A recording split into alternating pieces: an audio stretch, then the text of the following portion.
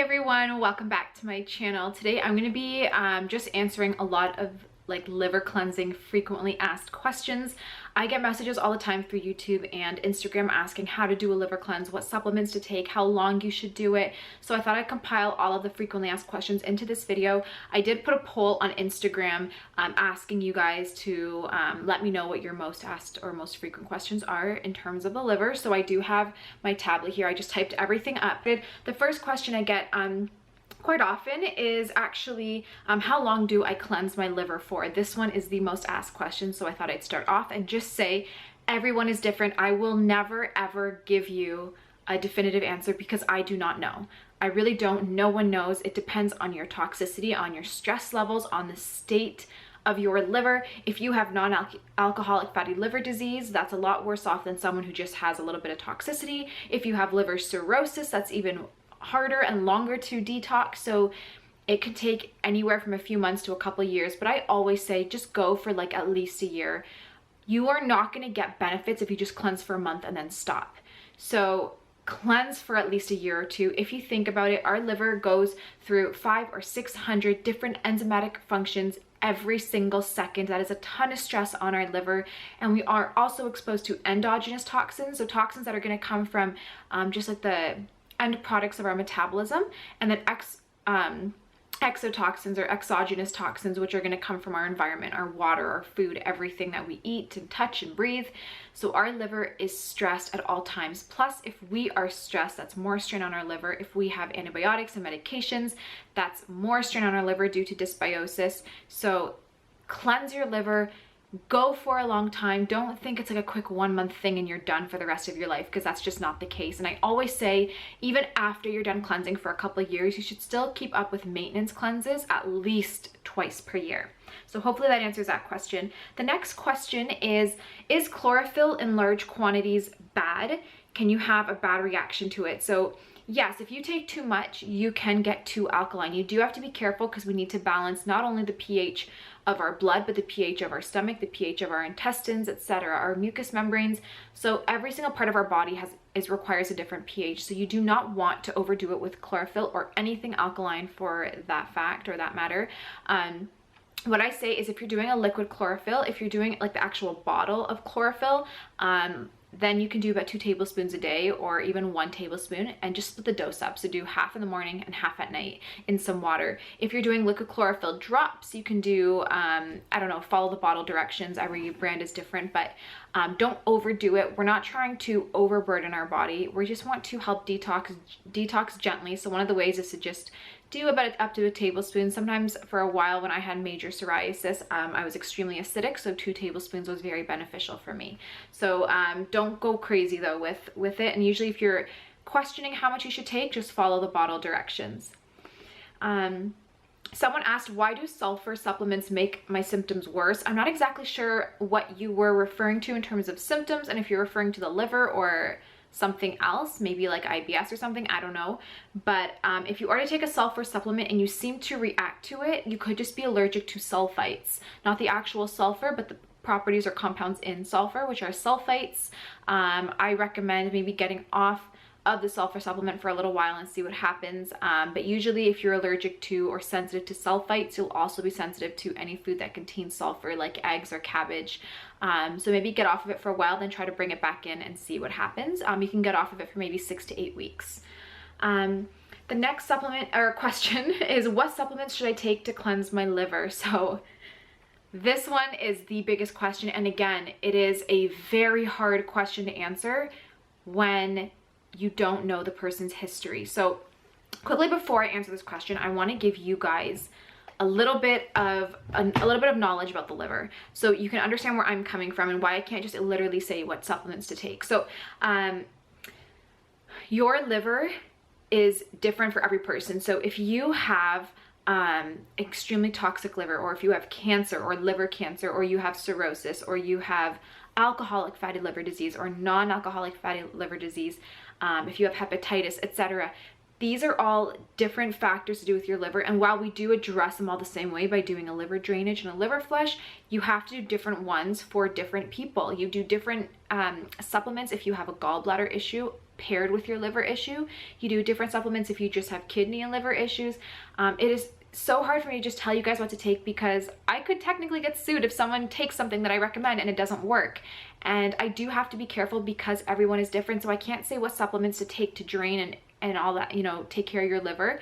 What I can tell you is some things you can do to help flush it, and I do recommend when it comes to a liver cleanse to seek out help either through a naturopath or homeopath or holistic nutritionist, someone who is educated enough about liver drainage and liver drainage therapy that can get you on the right detox for you personally. But my favorite, there's a few ways you can go about liver cleansing and supplements. My favorite, and it always will be, are homeopathics. They are just the most effective at draining and opening up not only your liver but your kidneys. Usually if you have liver toxicity, you also have problems with the kidneys, because we have only so many elimination pathways, and if our toxins can't exit through one, they're going to look for the next elimination pathway. So usually if our liver's backed up, our kidneys will also be backed up, and vice versa. So usually we want to support both. Homeopathics are just amazing at doing that. There's a couple you can do, like the Unda therapy, you can do gemotherapy, you can also do phytogens. There are lots of things. So this is where a homeopath, or even for myself, I do have training in homeopathy, so I could help as well if you're looking for a consult. But someone who is trained in that area that can, you know, choose the right drainage therapy for you, or the right supplements and trace minerals and things like that. If you don't want homeopathics, you can definitely go the herbal route. So here's where it gets a little bit complicated. You do want to make sure you are not just taking milk thistle. You want to take a good variety of nutrients and specific nutrients. So a lot of times you can go to your store, any health food store, and they will just have a bottle or a tincture of, they call it usually liver flush or liver support or something, and usually there'll be multiple herbs like wild yam, milk thistle, dandelion. There'll be several herbs in there combined to help drain and flush the liver. So definitely you can take that. That being said, you're not going to get major results and completely change the health of your liver just by doing that, because unfortunately that is just not enough, especially if you have quite a bit of toxicity, which most of us do. What those herbs are going to do is they're going to help to kind of flush and support the liver. So they're going to give the liver nutrients to perform its enzymatic functions, but what's going to happen is it's not going to fully open up and drain the liver. So your liver is still going to be blocked, and it still will need extra support, whether that is through homeopathics or something else. You will have to support it in another area, and that's again where a practitioner will come in handy. So you can do herbal, and then there are some other things you can do, just like hot lemon water is really good at flushing the liver. It's not super powerful, so it's not going to give you the results that you want, but it's definitely good if you're trying to maintain and you're trying to prevent your liver from getting worse, at least. Doing hot lemon water 2 to 3 times a day is fantastic. You can do herbal tea, so you can do like a pau d'arco and dandelion, milk thistle. Do be careful, because too many herbs and teas can also strain the liver, because your liver still has to process all of that, and herbs are very hard on the liver, so be careful with that as well. But some foods that help build up and support the liver are going to be artichokes, dandelion, or rapini, beets, grapefruit. Those are also fantastic for supporting, nourishing, and building the liver back up. But at the end of the day, just to kind of recap, you do need to do a full deep liver flush or drainer, and it probably will take up to a year, and then from there you'll just maintain. So however you go about that, it's going to be up to you. But if you do want amazing results, and if you really want to get to the bottom of your health issues, because most of them do stem from liver toxicity, you're going to need, I recommend seeking out a professional for help. Oh, actually I answered that one. So how often should we cleanse our liver? So that I just kind of touched on that already, but I say initially, if you're just starting off, cleanse your liver for about a year. I'm on just over a year and a half, just under a year and a half, I mean, of liver cleansing, and I'm still going strong with it. I'm still continuing it. But once your liver is functioning optimally, and your naturopath or your doctor does tests and they say everything's great, then you can maintain. And I say at least 2 times a year, do a good deep flush for about a month. So out of the 12 months of the year, you're going to just pick 2 months, usually opposite seasons, so summer and winter or spring and fall, and do a good flush. Throughout that whole year though, you also want to just make sure you're still doing your hot lemon water, you're still taking artichokes and grapefruit and certain nutrients that are going to support your liver as well, just to make sure, you know, it's not going to go back to where you started with our environment today. There is just so many toxins, and I want to quickly touch on something. I know I said I didn't want this video to be long, but super quick. There was a study that came out last year. They pretty much took 0.1 parts per billion of Roundup, which is sprayed on every single grain and legume at the end of the season to dry it up, especially non-GMO grains and legumes. Those are the worst in terms of spraying. So if you're not getting organic, you're going to get Roundup. But they took 0.1 parts per billion, which is about 300 times less than what we consume on a daily basis of Roundup. And I think they watched them over a year or over 2 years, and these perfectly healthy mice ended up developing non-alcoholic fatty liver disease from the Roundup. So this is a fairly new study, but it's totally scientific. And if you think about it, we are exposed to about 3 parts per billion a day of Roundup, which is insane. And most of it is coming from our water source, unfortunately. It's leaching into everything. And even if we consume it and we pee it out, it still goes back into our water source. So it's just building and building, and it's not being flushed out. So because of that, we are exposed to so much Roundup, and that's a major target on our liver. So even after you do a deep liver flush, I highly, highly recommend continuing some type of gentle liver cleansing throughout the year, just to maintain. We're almost at the end. What are your thoughts on coffee enemas to cleanse the liver? So I have touched a little bit about it here and there. Coffee enemas are fantastic. If you have Lyme disease, if you have cancer, if you have certain conditions where you really need to start flushing and opening up those pathways, coffee enemas or even water enemas are a great way to do that. I have personally never done them. I don't like the idea of them. I rather go the homeopathic route to open up and flush and drain. I just find them to be extremely effective, particularly in my case, gemotherapy. I absolutely love it. But if you are, okay with trying out the enemas, and I say give it a go, they definitely are extremely effective. So I would give it a try if it's something that you want to give it a go, and just see how it works for you, because they are powerful and you will get good results. Maybe do it with the help of a practitioner or something, naturopathic doctor or something, to help kind of guide you along doing that. So it says, you mentioned before that taking milk thistle alone is bad. So what do I take along with it? So for those of you who are not following me on Instagram, I talked yesterday in my stories about if you are taking milk thistle alone to help cleanse the liver, you need to stop immediately. I saved the whole stories under my frequently asked questions highlight on my Instagram, so you can check it out if you want to know exactly why. But in terms of what do you take along with milk thistle so that you don't hurt the liver, pretty much what happens, just for those of you who don't have Instagram, there are 2 detoxification phases for our liver. The first phase is more of releasing and detaching toxins from the blood and the liver, etc. The second phase is actually neutralizing those toxins and eliminating them through the liver. Milk thistle supports phase 1, but if you are not supporting phase 2 with a bunch of other nutrients, what's going to happen is the toxins are going to all break off, but then they're going to have nowhere to go, and they're not going to get neutralized, and as a result they will cause so much more inflammation in the body and a lot of tissue damage, and a lot of oxidative damage to the tissues. So lots of free radical production is going to happen because these toxins have nowhere to go. So we don't only want to support phase 1, you have to support phase 2 when doing a liver cleanse, and that's one of the ways to do it. Is you'll do in the morning, you'll do usually like stuff to support phase 1, and then in the evening you can do stuff to support phase 2. However you lay it out, you do want to pull them out. So there's one thing you can do. There is a company called Renew Life. A lot of you may have heard of them. They have a liver protocol, and I think it's pretty good. It's herbals, and pretty much there's 2 different bottles, and it says phase 1 and phase 2, and you take the phase 1 pills in the morning with nutrients that are going to support phase 1 detoxification, and then you take the second bottle at night with nutrients that will support phase 2, and it's fantastic. That being said, like I said, herbal remedies are probably not enough to take to drain the liver, because herbs are also hard on the liver. So you're not going to get 100% results from taking that liver protocol from Renew Life, but it's a good place to start if you're absolutely lost as of what to do. I recommend looking into that. I can leave a link in the description box to it below if you like. So that's the first thing, is you want to make sure you're not just taking milk thistle. You need other herbs and supplements and stuff to support both phases so that you're not causing more harm. A couple other things you can do for phase 1, maybe some B vitamins. Your body goes through a lot of B vitamins when detoxing and going through these types of protocols, so you need to support it with some B vitamins. You also could take something called glutathione, which is amazing for the liver. It's so good for supporting the liver through phase 1. BCAAs, so those are going to be your branched chain amino acids.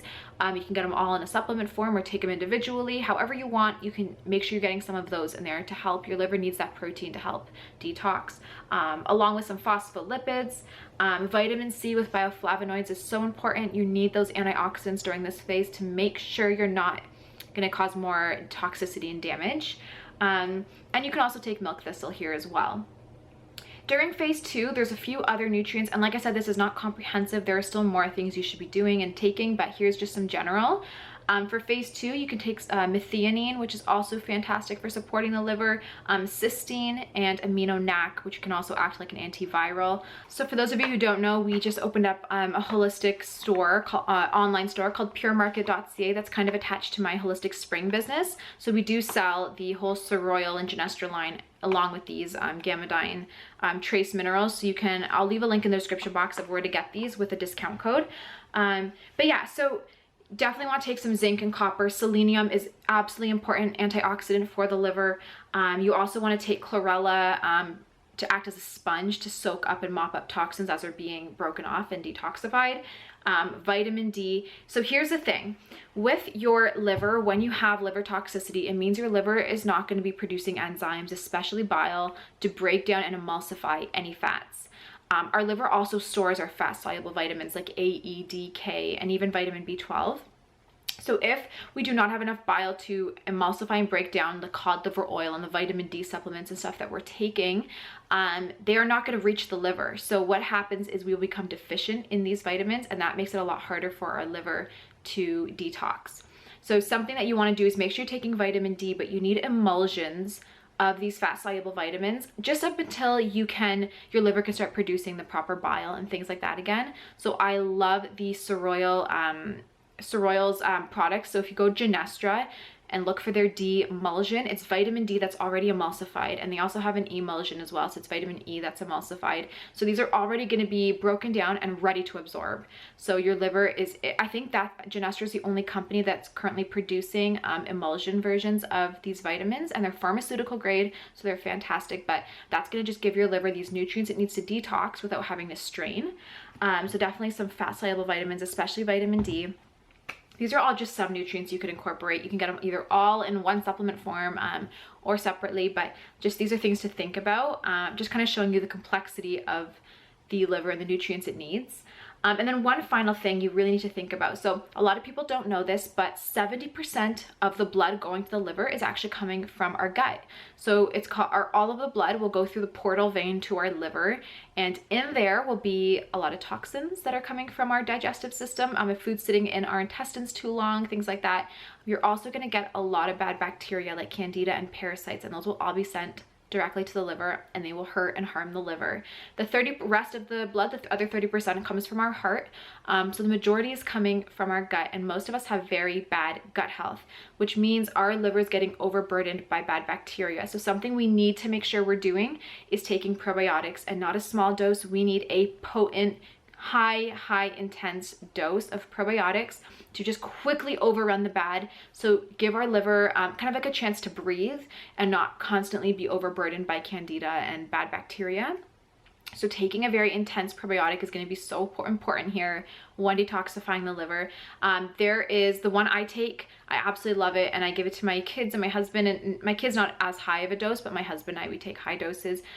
We like the HMF Intensive from Genestra as well. It's 500 billion human strains. So human strains are the only strains that are going to actually remain in our digestive system.